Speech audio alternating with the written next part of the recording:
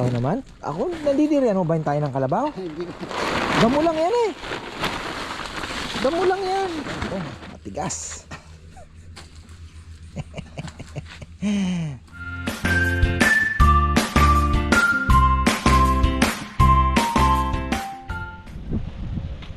Yan na, isang magandang buhay mga ka-farmer. Saan na nililinis ni Kongkong dito? Pambihira, nawala siya.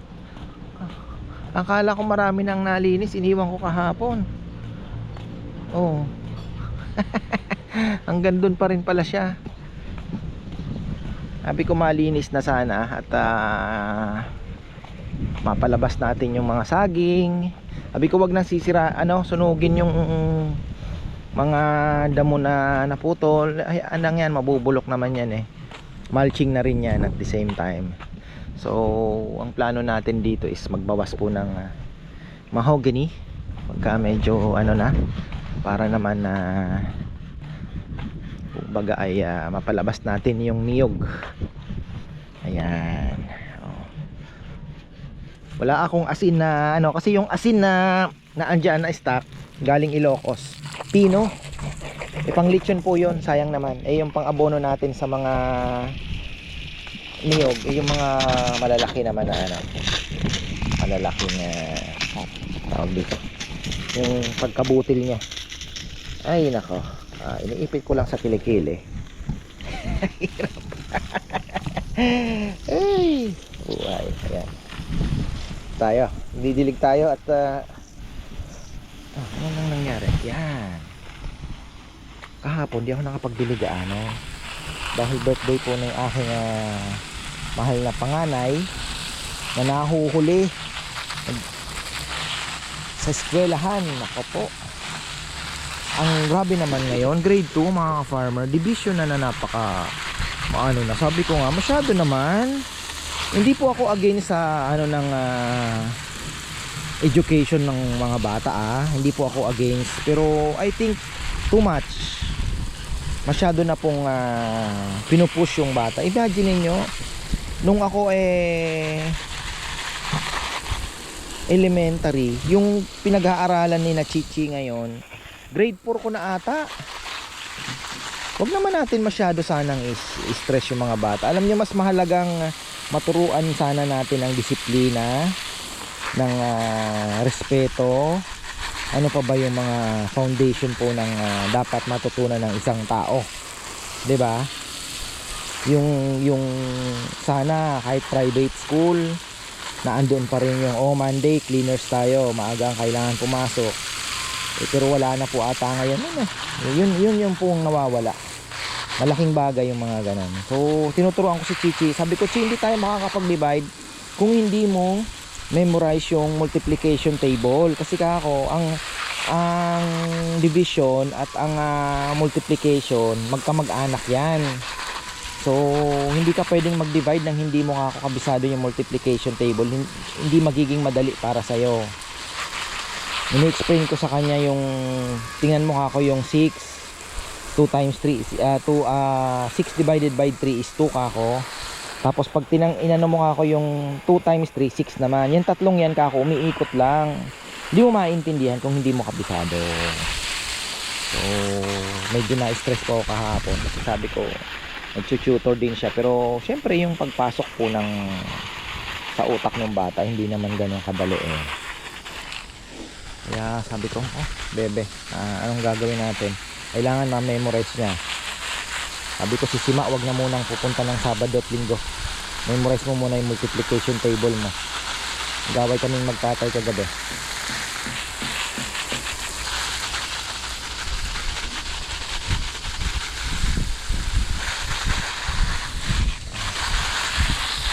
Napaka-importante pa naman ng math.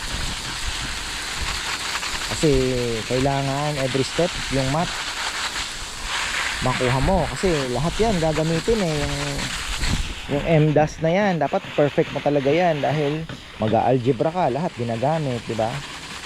Hindi po pwedeng yan yung pinaka foundation step by step kasi ang mathematics. Pag hindi mo natutunan yan, patay. Hindi ka makakapag level ano ba tawag doon? Level 3, kailangan talaga step by step. Sabi ko masyado naman bebeng advance. Inaano ko siya kahapon, sabi ko ganun na naman sila masyadong yung mga bata naman. Syempre lalo na po dito, ang setup po namin sa bahay hindi yung nakakulong lang yung bata at puro na lang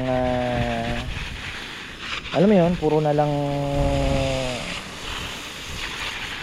pag-aaral ang gagawin. So syempre nandiyan kagaya niyan, may outdoor po silang nakakapaglaro sila sa labas, nagbabike, may playground. Kaya distracted din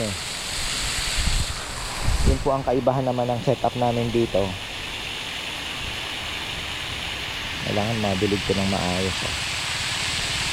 So yung zucchini, ewan ko kung kaya niya yung init. Dito tumubo yung dalawa din parang ano to parang ano to pipino ba to? Sabi kasi ni Maynard, ito daw ay maikli lang, baka kailangan ng tulos nito. Hindi ko din alam first time ko lang nagtanim nito gumagapang parang pipino. Alam ko kamag-anak ng pipino to. Ito lang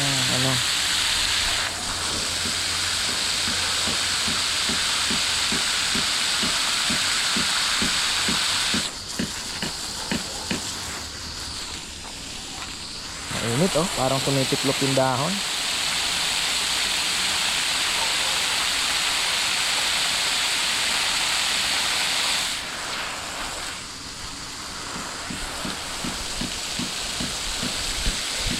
Tiklop.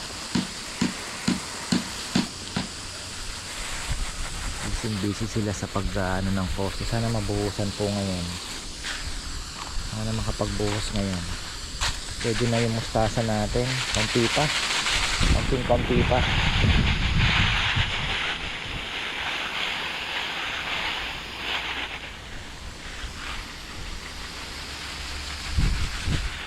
Malinis na Ayan. Tapos kailangan matanggal din yung mga hindi maganda sa mata. Sanay na kasi sila minsan ang hirap din namang maghigpit ng maghigpit. Alam niyo na.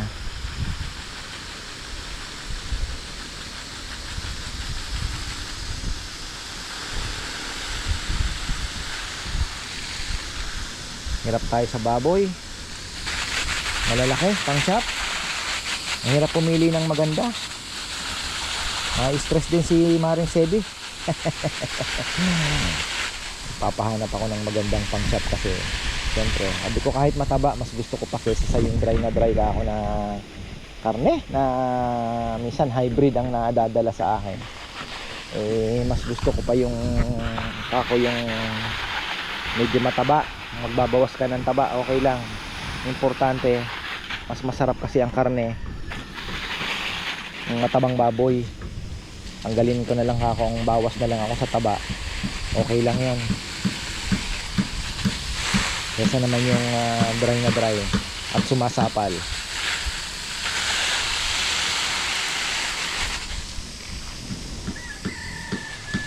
Kahapon nag-harvest pala si mama ng kanyang humingi ng kangkong. Yan.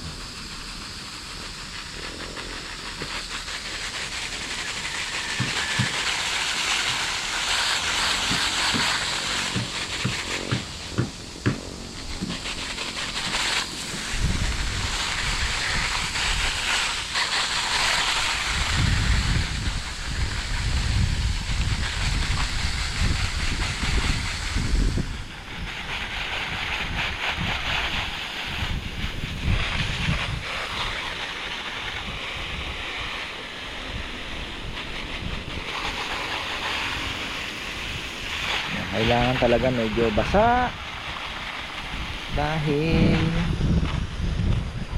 mainit na. Yung mga itakong galing Bicol nagkawala-wala, hindi ko maintindihan kung nasaan Kaya yung akin ay hindi ko kapapahawakan sa iba, ako lang ang hahawak. At hindi mo alam kung saan napupunta yung mga kalat-kalat.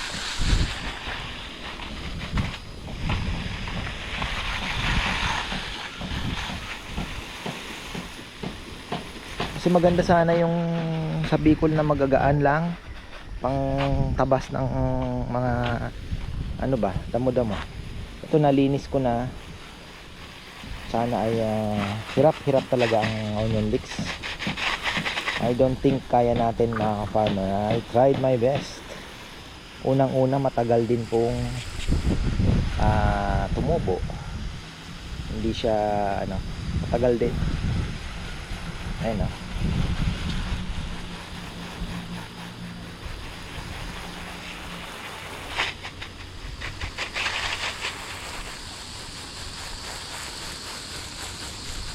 Mukhang anuhan na lang natin to, palitan. Sayang yung space. Lagyan natin ng kangkong. Kangkong kasi gamitin din personal and tindahan. Mustasa.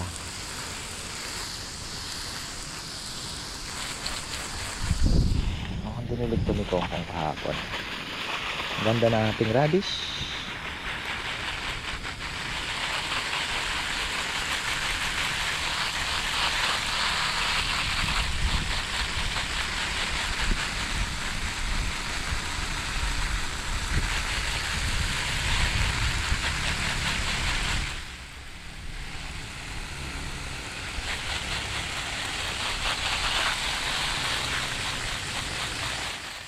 Saan kaya yung aking timba? Papakain tayo ng tilapia mamaya.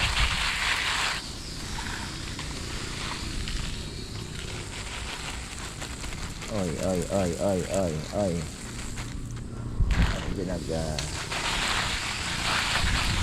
Ito meron na spinach yan. Kaya lang hindi pa natin po alam kung tutubo. Siguro mga 3 days pa bago natin makita. 2 to 3 days.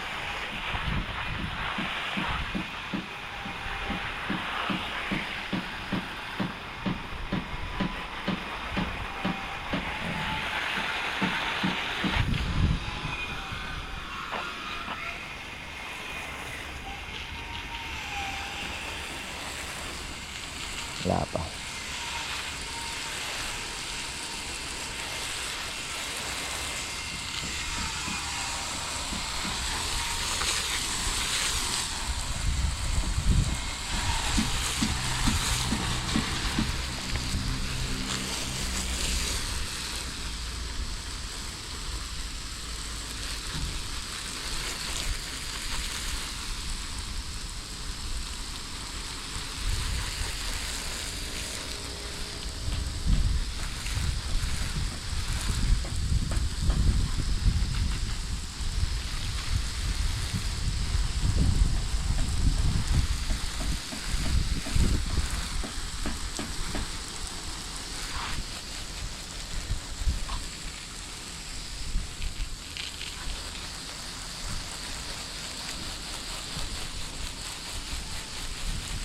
Ayan.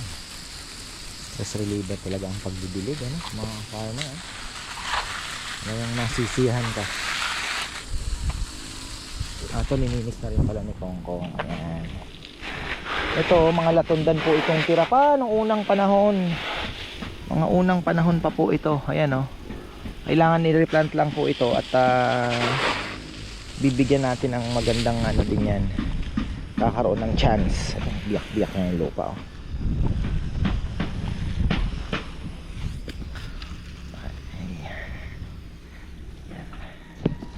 Kaya yung timba. Ayan, farmer. Ayan, nakahakot na sila ng Carabao manure. At dito yan ilalagay natin sa ating mga abukado, sa mga saging. Siyempre naman, diba?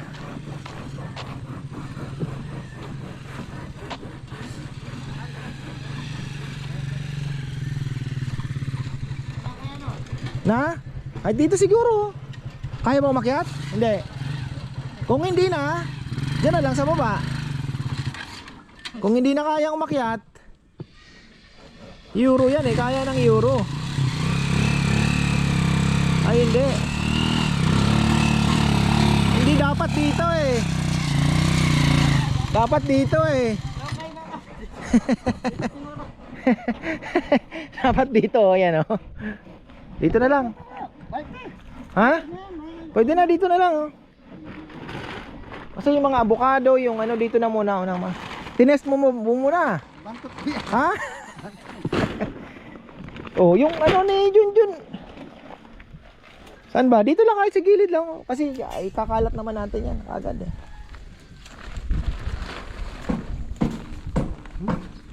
Ha? Ikaw naman? Ako nandidiri ano ba tayo ng kalabaw? Damo lang yan eh. Damo lang yan. Nandidiri.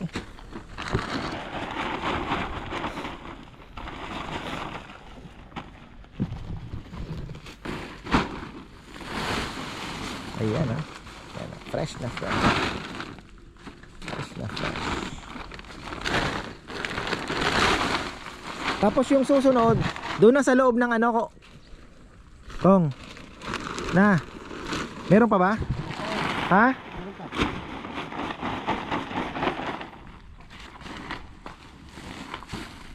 Sabi ko nga kahit bilhin natin eh.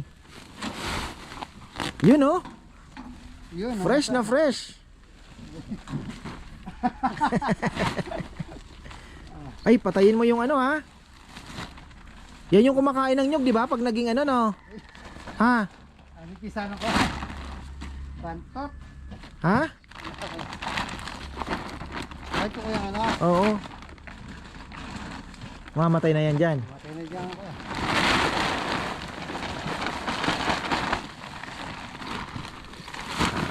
Ito na naman Carabao man yan. Hindi naman nakakadiri yung ano eh.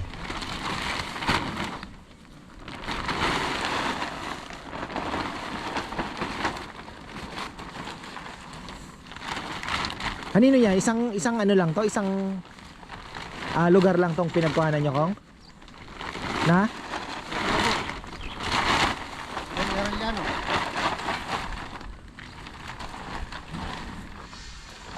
Grabe oh.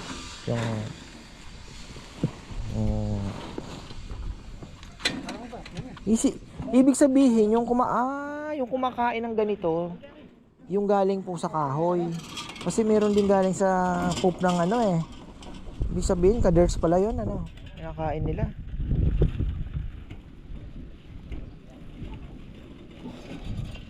Ayan oh, ito. Tingnan nyo oh. Oh. Ito. Oh. Yung ano, magpapakuha na ako ng may ating substrate doon sa anuhan ng uod natin, bulats. Kasi baka next week biyahihin namin yan. Makakuha na tayo ng bulate. O ito, kukukayan ko po ito ng siguro mga 1 foot paikot. Lalagay natin dyan yung Carabao manure dito sa outer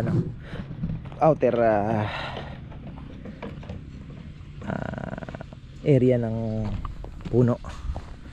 Ayan, dito. Napatira natin kay Kongkong yan. Lalagyan natin ng Carabao manure. So, tingnan natin. Kasi ito po ay lupang ito ay hindi ganun ka sustansya. Kailangan ko itong mapataba natin itong area na to. Tapos yung mga saging pa. Ayan o. May bisita po tayo. Ano lang naman pala, nadaan lang naman po sila. Sinarado mo na Kong ng maigi. Very good. Mabango din pala ang ano ng, huwag masyadong marami na eh. Ito po ang gagawin nating fertilizer. Ayan. Tapos Yan lang kuya. Ha? Yan lang. Medyo Marami pa. konti kalat mo na lang yan. Nilak mo, ginamitan mo ng ano? Oo kuya. Very good kasi Tatlo yung nalagay ko. Ay 4. nilakan po na ano. Ito na yung ating ano kasi Gusto ko nang biyahihin yung tawag dito, yung mga bulate. Ang problema naman natin, wala pa pong substrate. Maganda nga nito, may mapuputol pa ba tayong mga saging na sa sacrifice natin? Maganda ito, may katawan ng saging sana din eh. Yung UP pa yun po. Matigas kasi no? Ha? Matigas. Matigas. Parang ikaw ko matigas.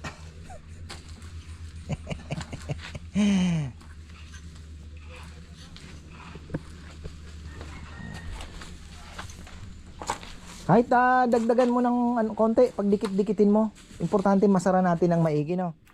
Para hindi makatakas yung bulate. Sabagay, may pagkain naman, hindi naman tatakas basta-basta yung bulate. Oo, meron siyang tayo, no? Oo. Diyan sa titira eh. Pagkain, hindi yan tatakas basta-basta.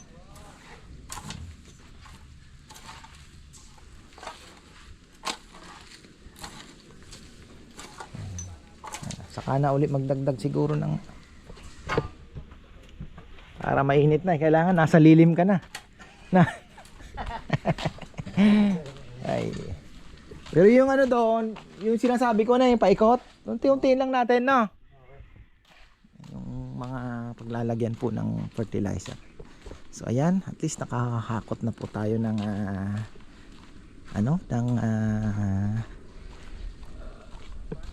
Carabao manure kahit pa paano, pero dadagdagan pa po natin yan kasi kulang pa. Tapos kasi ang dami ko pa pong balak lagyan ng mga Carabao manure yung mga saging natin dito, kasi gusto ko po talagang itong mga side na to ma-maximize natin yung ating lote ngayon. Ayan, kagaya po nyan, itong mga to may saging na din yan. So ang plano ko dyan, ayan, kagaya gumaganda na din po yung mga saging. Malagyan natin na organic kahit lang po, Carabao manure lang, okay na po yun. Hindi na natin, kung pipitik man tayo, konting potassium para mapalaki natin yung mga bunga. Pero yung Carabao manure lang po na ilagay natin dyan pag dating ng tag-ulan, makikita nyo yung kaibahan po nung mga saging. Gaganda po yan, gaganda yan. So yan ang mga natin. Tapos masisip-sip na rin ng nyug. Yung nyug naman po, fertilizer lang naman yan is salt, diba? Kung medyo may budget ka, lagyan mo ng triple 14. Pero kung may Carabao manure ka naman, tapos salt lang, okay na po yan si nyug, masaya na po yan. Ayun, kailangan natin bumili ng rock salt din para na din natin, kasi bala kong bawas ng mahogany paunti-unti. Yung mga malalaki ang ititira natin, pero hindi kagaya nito, ito malaking yan, titira natin. Yung mga maliliit doon, puputulin na po natin. May mahogany pa rin, pero at the same time hindi na po yung dikit-dikit, hindi na dikit-dikit, para ma-giveaway po natin yung nyug natin, diba? So ayun ang ating activity ngayon. Si Rambo wala namang nakisuyo ako, nasamahan si Kongkong nguha ng Carabao manure. So ayan, maraming pong salamat at magandang buhay.